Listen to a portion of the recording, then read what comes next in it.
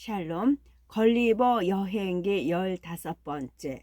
그의 이야기는 요약하면 이런 취지였다. 대략 40년 전 어떤 사람들이 사업차 혹은 기분 전환 목적으로 라퓨타로 올라갔다. 섬에서 5개월을 체류하고 돌아온 그들은 지극히 적고 변변찮은 수학 지식을 배우고 돌아왔는데, 그와 반대로 하늘을 찌를 정도로 경박한 정신만은 제대로 익혀왔다. 그들은 아래 땅으로 돌아오자 이곳의 모든 관리 방식에 반감을 보였고, 예술, 과학, 언어, 수학을 완전히 새로운 기반 위에 올려놓는 계획에 몰두했다. 이 목적을 달성하고자 그들은 나가도의 계획자 학술원을 설립해도 좋다는 왕의 특허를 받았다. 이런 분위기는 사람들 사이에서 아주 강하게 영향을 미쳤고, 왕국에 그런 학술원이 없는 도시가 없게 되었다. 이런 학술원의 교수들은 농업과 건축의 새로운 규칙과 방법, 그리고 모든 상업과 제조업에서 쓸 새로운 도구를 고안했다. 후자의 경우 그들은 한 사람이 10사람 몫의 일을 할 수 있게 해준다고 단언하기까지 했다. 그들은 영원히 수리하지 않아도 되는 튼튼한 재료로 단 일주일 만에 대저택을 지을 수 있으며, 지상의 과일은 모두 계절에 상관없이 적게 무르익는 건 물론이고 현재보다 100배 이상 수확할 수 있다고 주장하기도 했다. 그들은 그렇게 만족스러운 계획을 수도 없이 제시했다. 유일하게 불편한 점이 있다면 이런 계획 중 어느 것도 아직 실현된 게 없다는 것이다. 그러는 동안 온 나라는 심하게 초토화되었고 가옥은 엉망이 되었으며, 사람들은 음식을 먹지도 옷을 입지도 못하게 되었다. 하지만 학술원이라는 곳은 낙담하는 대신 희망 반 절망 반으로 예전보다 50배는 더 맹렬하게 계획을 추진하는 중이었다. 무노디 경은 진취적인 정신을 가진 사람이 아니어서 옛 방식을 따르는 걸로 만족했다. 그는 조상들이 지은 저택에 살았고 혁신을 받아들이지 않고 삶의 모든 방면에서 조상들의 행동을 따라 했다. 무노디 경과 같은 태도를 가진 귀족과 신사 계급은 소수에 불과했고, 이런 사람들은 왕국의 전반적인 향상을 추구하는 것이 아니라 자신의 안락과 나태함을 추구하는 기술의 적이자 무지하고 해로운 국민으로 간주되어 경멸과 악의가 담긴 시선을 받아야 했다.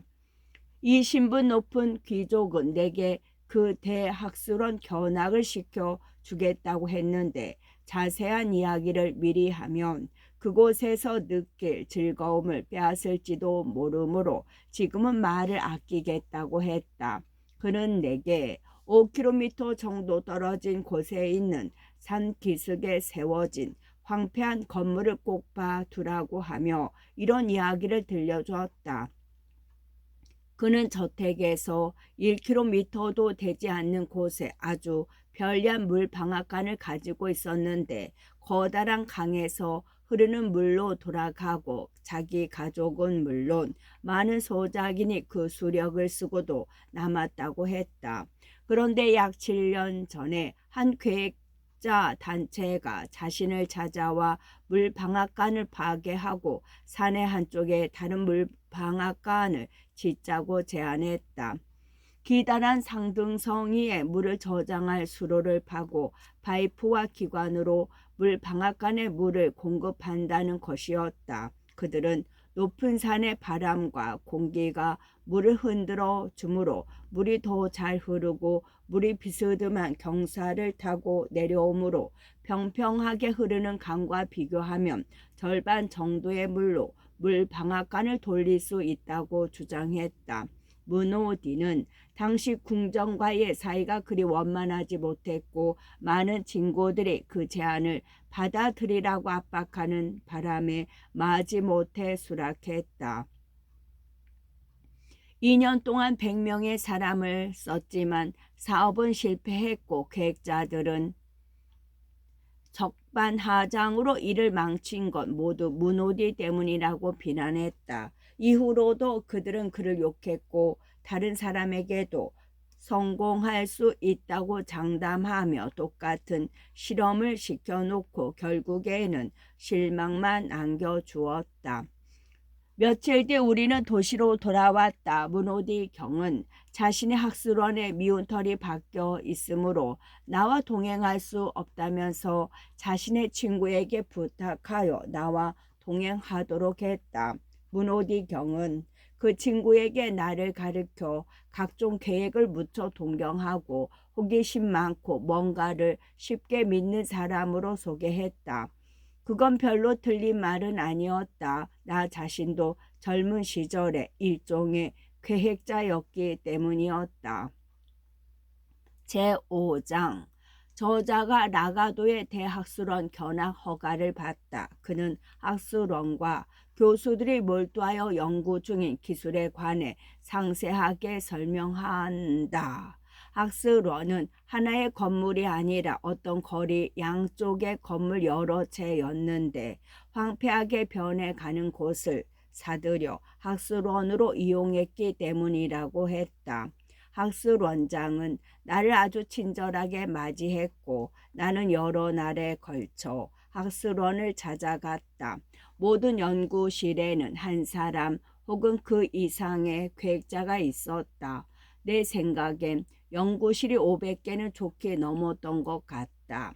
내가 가장 처음에 본 사람은 변변찮은 모습이었는데 얼굴과 손에 그름이 가득 묻어 있었고 머리카락과 수염은 길고 덥수룩했으며 여러 군데 불에 그슬리기까지 했다. 그의 옷, 셔츠, 피부는 전부 같은 색깔이었다.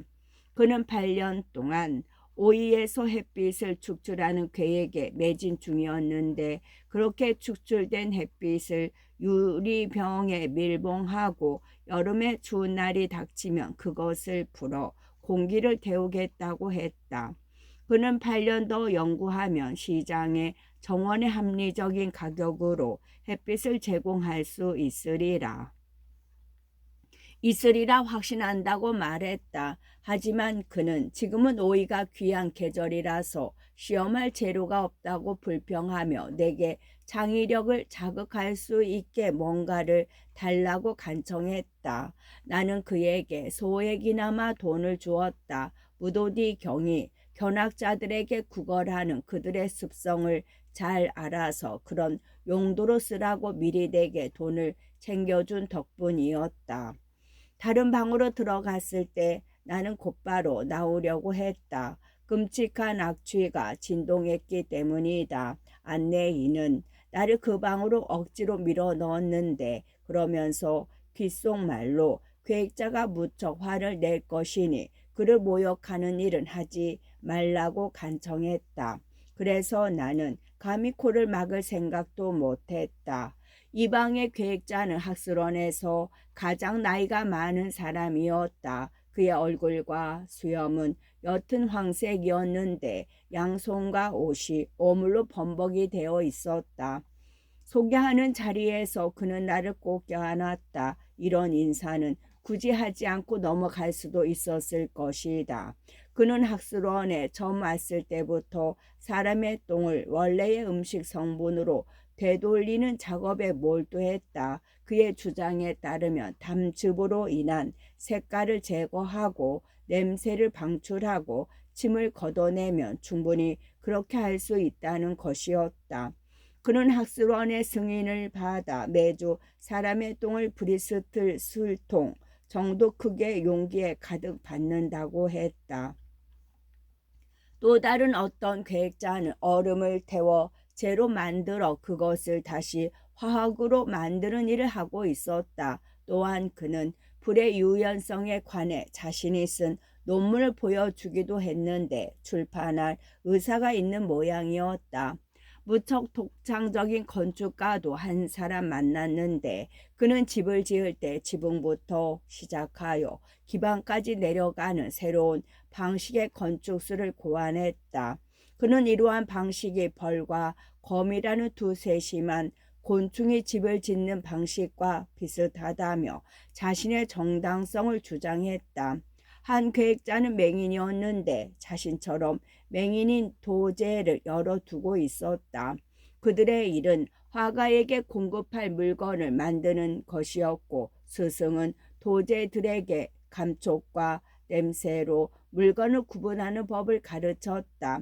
하지만 그런 교육이 썩 온전하지 못한 때에 찾아간 건 실로 내 불운이었다. 스승도 도제들도 마찬가지로 물감 구분을 제대로 하지 못하는 모습을 보았기 때문이다. 그래도 이 계획자는 학술원에서 엄청난 격려와 존경을 받고 있었다.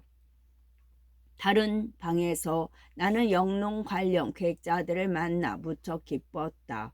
그는 대주로 밭을 경작하는 법을 고안하여 쟁기소, 노동력에 들어가는 비용을 아끼려 했다. 방법은 이랬다. 4,000제곱미터의 밭에 15cm 간격을 유지하면서 20cm 깊이로 도토리, 대추, 밤, 그리고 돼지가 무척 좋아하는 다른 열매나 채소를 다량 묻어둔다.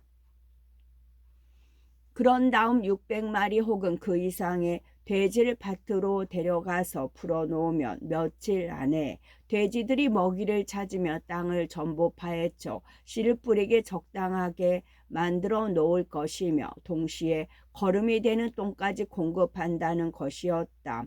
그러나 막상 실험을 해보니 이 계획자는 비용은 물론이고 수고가 너무 많이 든다는 사실을 깨달았다. 들인 비용에 비해 작물이 거의 혹은 아예 자라지 않았던 것이다. 하지만 이런 발명이 커다란 진보를 가져오리라는 것은 의심의 여지가 없다. 다른 방에 갔더니 그 계획자는 자신이 출입하는 길만 빼놓고 벽과 전장에 온통 거미줄을 걸어 놓았다. 내가 들어가자 그는 거미줄을 건드리지 말라고 크게 소리쳤다. 그는 세상이 누에를 활용하는 치명적인 잘못을 그토록 오랫동안 저질러 왔다며 한탄했다. 그는 집에서 많이 보이는 이 곤충이 씨를 뽑는 건 물론 전을 짜는 법까지 알고 있기에 누에와 비교할 수 없을 정도로 탁월한 벌레라고 했다. 그는 더 나아가 거미를 쓰면 비단을 염색하는데 전혀 비용을 들이지 않아도 된다고 했다. 이어 내게 거미에게 먹일 아주 멋지게 물들인 어마어마한 수량의 파리를 보여줬고 나는 그의 말을 완전히 이해하게 되었다. 거미는 파리를 먹고서 그 덕에 거미줄의 색깔을 낼 것이었다. 그는 모든 색깔의 파리를 마련해 놓았으니 거미줄의 강도와 밀도를 부여할 고무, 기름, 다른 끈적끈적할 물질을 동시에 그 파리들에게 알맞게 먹인다면 모든 사람이 원하는 전을 얻을 수 있으리라고 기대했다. 그 다음에 만난 전문학자 한 사람은 시청 위에 있는 커다란 수탉 모양 풍향계 위에 해시계를 놓는 일을 맡았다. 그 일의 목적은 지구와 태양의 매년의 운동을 조정함으로써 돌발적으로 변하는 바람의 방향과 일치시키려는 것이었다. 배가 조금 아프다고 호소하자 안내인은 나를 어떤 방으로 데려갔는데 그곳엔 같은 도구를 서로 정반대되는 방법으로 써서 병을 치료하는 대단한 의사가 있었다. 그는 길고 가느다란 상하 주둥이가 달린 풀무를 도구로 썼는데 그 주둥이를 항문을 통해 몸속으로 20cm 집어넣고 바람을 빼냈다. 그는 이런 방법을 통하여 인간의 내장을 말라붙은 오줌포처럼 홀쭉하게 만들 수 있다고 단언했다. 하지만 질병이 더욱 고질적이고 지독한 경우에는 풀무에 바람을 가득 채운 채 그 주둥이를 환자의 몸에 찔러 넣고 바람을 집어넣은 다음에 풀무를 뺀과 동시에 항문을 손가락으로 강하게 들어 막는다. 이어 풀무에 바람을 다시 채워 넣어 같은 과정을 반복한다. 이런 과정을 서너 번 되풀이하면 마치 펌프에 집어넣은 물처럼 집어넣은 바람이 노폐물을 모두 빼내어 환자가 회복된다는 것이었다. 나는 그가 개 한 마리를 상대로 방금 말한 두 가지 실험을 하는 걸 봤는데 처음 말한 방법은 효과가 있는 건지 도무지 알 수 없었다. 이후 두 번째 방법을 쓰니 개는 언제라도 터질 것처럼 빵빵하게 부어올랐고 엄청나게 똥을 싸버려서 나와 안내인은 극도로 불쾌하게 만들었다. 개는 곧바로 죽고 말았고 우리가 떠날 때 의사는 같은 방법을 사용하여 개를 살리려고 애쓰는 중이었다. 나는 다른 많은 계획자를 만났지만 관찰한 많은 진기한 것들을 모두 언급하여 번거롭게 하고 싶지 않다. 나 역시 간절하게 이야기를 전달하는 걸 좋아하기 때문이다. 지금까지는 학술원의 한쪽만 본 것이었다. 다른 쪽은 사변적이고 추상적인 지식을 발전시키는 사람들이 사용하고 있었다. 이들에 관한 이야기는 일단 학술원에서 만능 계획자로 불리는 저명한 사람을 먼저 언급한 다음에 하도록 하겠다. 그는 우리에게 자신이 30년 동안 인간의 삶을 증진시키고자 깊이 생각해 왔다고 했다. 그는 놀랍고 진기한 것들로 가득한 큰 방을 2개 가지고 있었는데 그곳에서는 50명이 일하는 중이었다. 몇 사람은 질산칼륨을 축출하여 물이나 유동 분자를 여과함으로써 공기를 만질 수 있는 마른 물체로 고체화하는 중이었고 다른 사람들은 대리석을 무르게 만들어 벽에와 바늘꽂이로 만드는 중이었으며 또 다른 이들은 말이 비틀거리며 넘어지지 않도록 살아있는 말의 발굽을 딱딱하게 만드는 중이었다. 만능 계획자 자신은 2가지 대단한 계획에 몰두하느라 바빴다. 첫 번째 계획은 왕겨를 땅에 뿌리는 것이었는데 그는 왕겨엔 진정한 생식력이 있다고 단언했다. 그는 여러 실험으로 그것을 입증했지만 내가 워낙 아둔해서인지 도무지 이해할 수 없었다. 또 다른 계획은 점성 고무, 광물, 채소 혼합물을 어린 양 2마리의 몸에 발라 털이 자라지 않게 하는 것이었다. 그는 적당한 때가 되면 왕국 전역에서 털이 나지 않는 양이 번식하길 기대한다고 했다. 우리는 길을 건너 학술원의 다른 쪽으로 갔는데 그곳에서는 이미 언급한 것처럼 사변적인 지식에 몰두하는 계획자들이 근무했다. 내가 처음으로 본 교수는 무척 큰 방에 있었고 40명의 제자가 그의 주위에 있었다. 서로 인사를 나눈 뒤 방의 대부분을 차지하는 어떤 틀을 내가 진지하게 바라보자 교수는 내게 사변적인 지식을 증진하는 프로젝트에서 현실적이고 기계적인 활동을 하고 있으니까 의아해서 그러는 것이냐고 물었다. 이어 그는 세상은 곧 그 틀의 유용함을 알게 될 것이라고 하면서 자신은 다른 사람의 머리에 절대로 떠오르지 않는 고귀하고 순간 생각을 해냈다고 우쭐거렸다.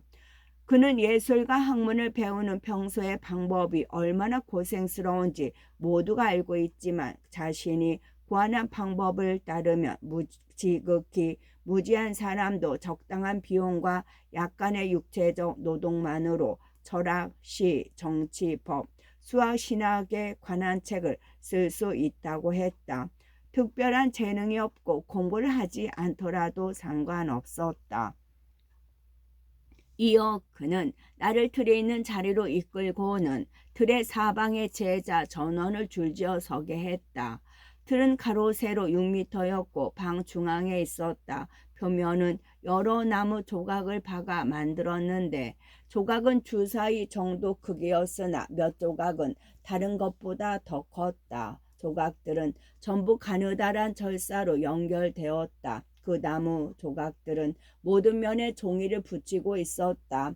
종이엔 그들이 사용하는 언어의 모든 단어가 법, 시제, 격, 변화 등에 따라 무질서하게 적혀 있었다.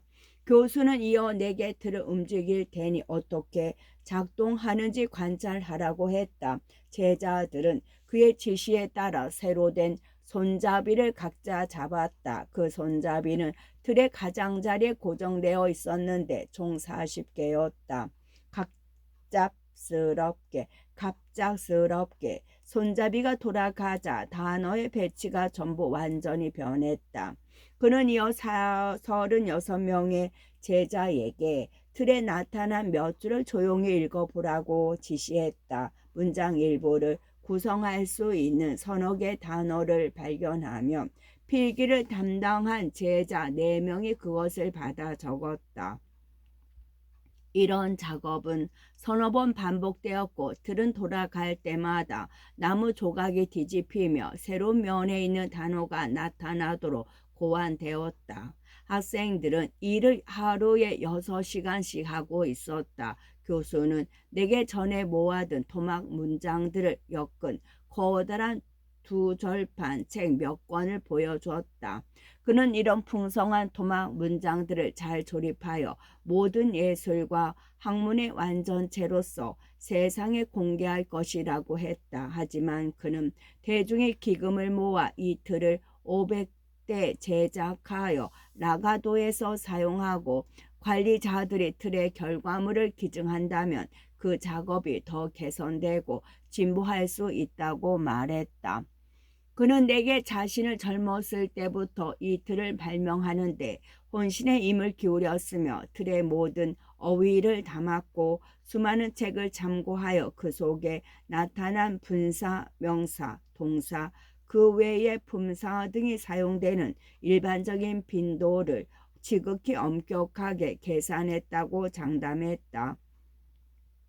나는 이 저명한 사람에게 틀에 관한 설명을 자세히 해준 것에 겸허하게 감사를 표하고 행운이 따라 조국으로 돌아가게 된다면 그를 이 훌륭한 기계를 단독으로 발명한 사람으로 널리 알릴 것이라고 말했다.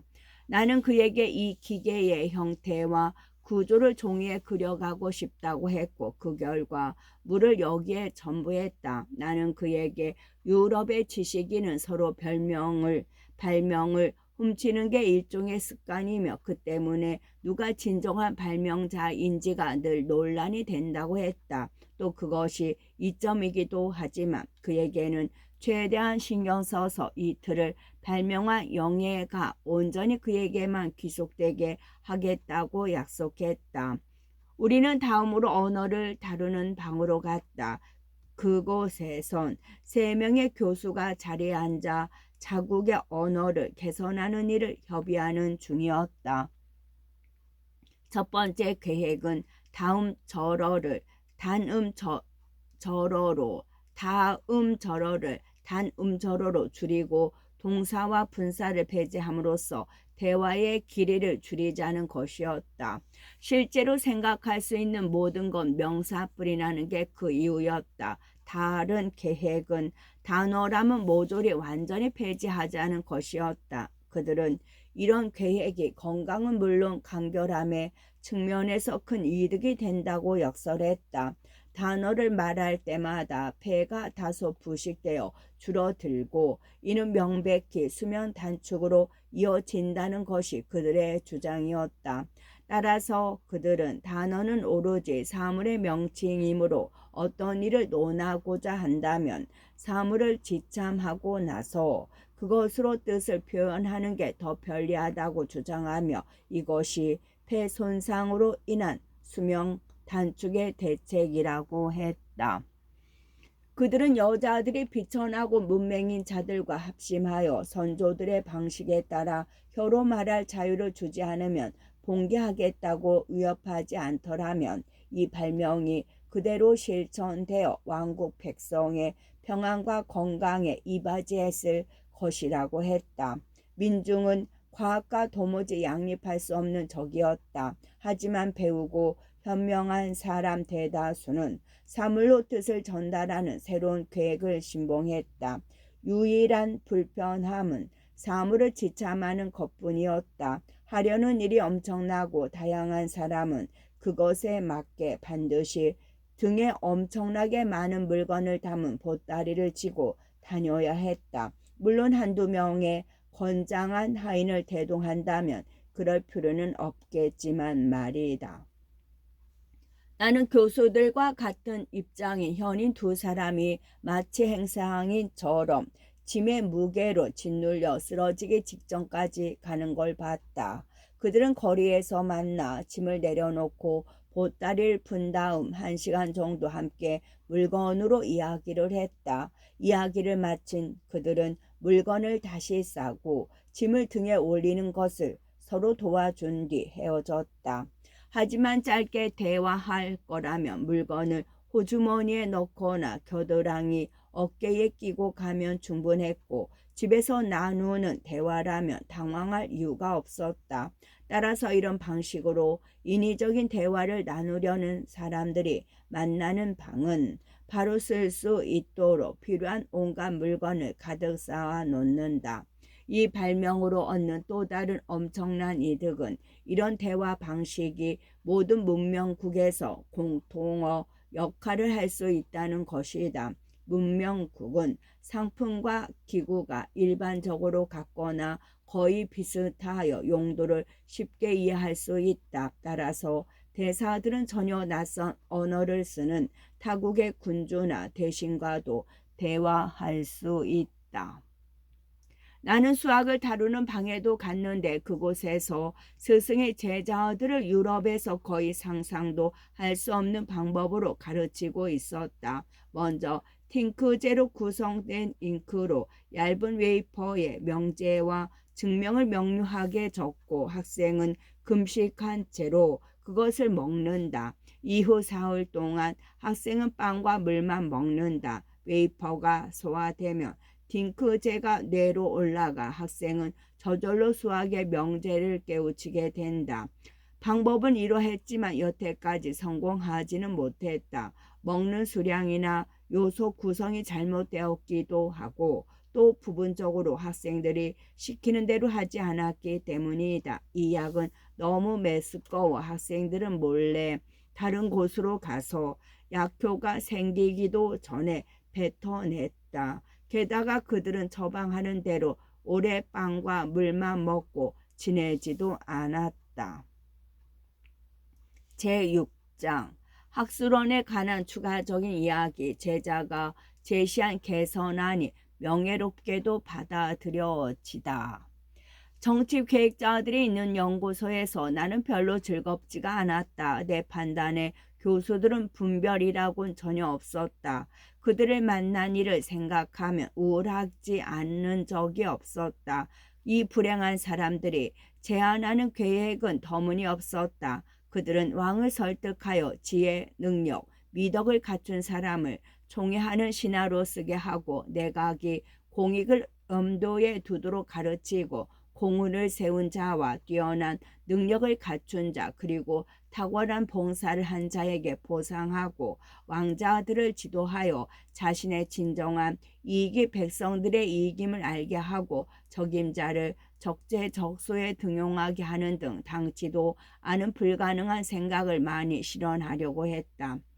사람들이 상상조차 해본 적도 없는 그런 부류의 생각이었다. 그래서 학자들이 터무니없고 비이성적인 생각을 진실이라고 자꾸 들이댄다는 옛말은 정말로 틀린 게 하나도 없다.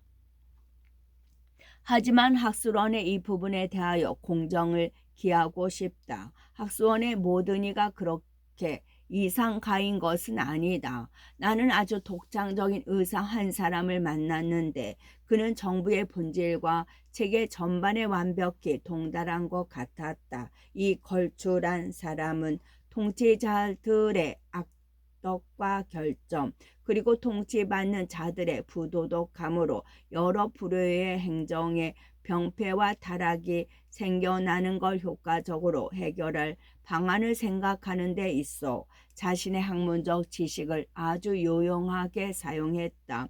예를 들면 그의 주장은 이랬다. 사람의 몸과 정치 조직 사이에 엄밀하고 보편적인 유사성이 있다는데 모든 작가와 연구자들이 동의하는 바이다. 그렇다면 그 둘의 건강을 지키고 질병을 치유하는 방법은 명백하게 똑같은 처방을 따라야 한다.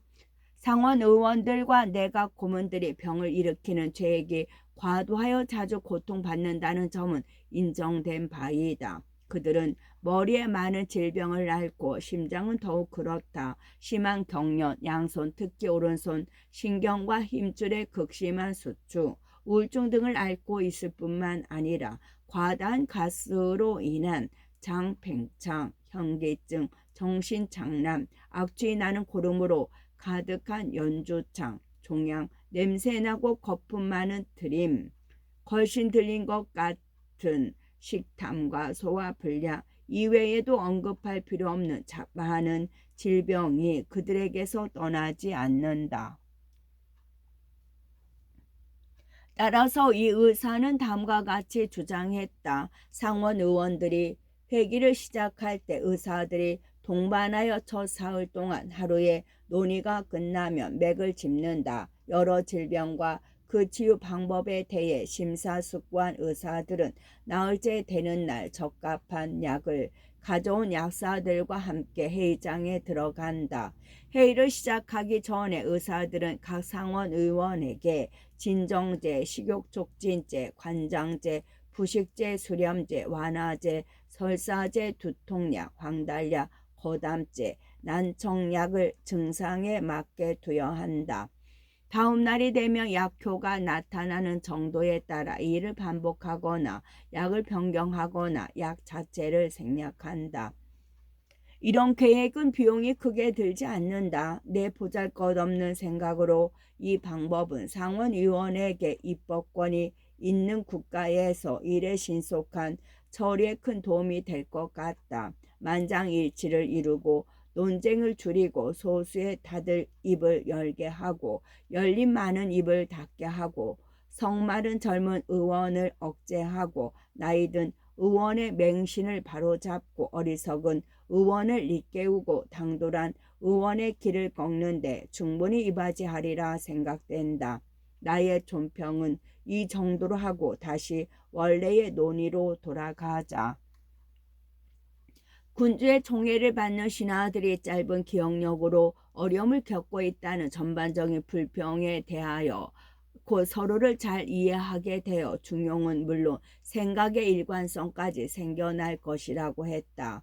중용과 일관성은 자신이 세상의 움직임을 지켜보고 통치하고자 태어났다고 생각하는 사람의 머리에 꼭 생겨났으면 하는 자질이기도 하다. 정당 지도자들의 뇌 용량이나 품질에 차이가 있을 수 있지 않은가 하는 질문에 대하여 이 의사는 자신이 아는 바에 의하면 아주 사소한 차이밖에 없다고 단언했다. 나는 백성들을 슬프게 하지 않고 세금 징수액을 높일 수 있는 가장 편리하고 효과적인 방법에 관해 두 교수가 벌이는 무척 열띤 논쟁을 들었다. 첫 번째 교수는 가장 정당한 방법은 악덕과 어리석음에 대해 세금을 거두는 것이라고 확언했다. 그는 세금의 액수는 해당자의 이웃으로 구성된 배심원단이 가장 공정한 방식으로 매기면 된다고 했다. 두 번째 교수는 정반대의 의견을 제시했다. 그는 사람들이 스스로 가장 귀하게 여기는 육체와 정신의 자질에 과세해야 한다고 했다. 그는 우수함의 정도에 따라 액수를 매기고 결정은 각자의 양심에 전적으로 맡기자고 했다. 가장 높은 액수의 세금은 여자들이 가장 좋아하는 남자들에게 부과된다. 그리고 세액은 당사자가 받은 총애의 횟수와 유형에 따라 산정된다. 그런 남자들은 세액 평가에서 스스로 보증인이 되는 것이 허용된다. 기지, 용기, 세련됨 역시 고의 과세의 대상이 되며 앞서 말한 것과 같은 방식으로 납세자는 자신이 어느 정도로 해당 자질을 보유했는지에 대해 스스로 증인이 될 수 있다. 하지만 명예, 정의, 지혜, 학식에 관해서는 전혀 과세하지 않는다. 왜냐하면 그런 자질들은 워낙 진귀한 것이라 아무도 이웃이 그런 자질을 갖겠다고 인정하지 않을 것이고 또 스스로 그런 자질이 있다고 여기지도 않을 것이기 때문이다. 여자는 용모의 아름다움과 옷을 입는 솜씨에 따라 과세의 대상이 된다. 그들은 남자와 마찬가지로 그런 면에 관해 스스로 판단을 내리는 특권을 부여받는다. 하지만 정절, 순결, 분별력, 착한 마음씨에 세금을 매기는 일은 없다. 그런 특질은 너무나 희귀하여 만약 세금을 매긴다면 세금 징수원에 임금조차 안 나올 것이기 때문이다. 상원 의원들이 계속 국왕을 보필하게 하는 방법으로는 의원을 추첨으로 보임하는 방식이 제안되었다. 모든 의원은 먼저 관직을 받든 못 받든 왕실을 지지하겠다는 맹세와 보장을 한다. 첫 번째 추첨에서 관직을 받지 못한 의원은 공석이 생기면 다시 추첨에 참여할 권리를 얻는다. 그렇게 희망과 기대는 계속 유지되고 설사 보임되지 못한다 해도 아무도 불평을 하지 않는다. 그들은 낙마한 실망감을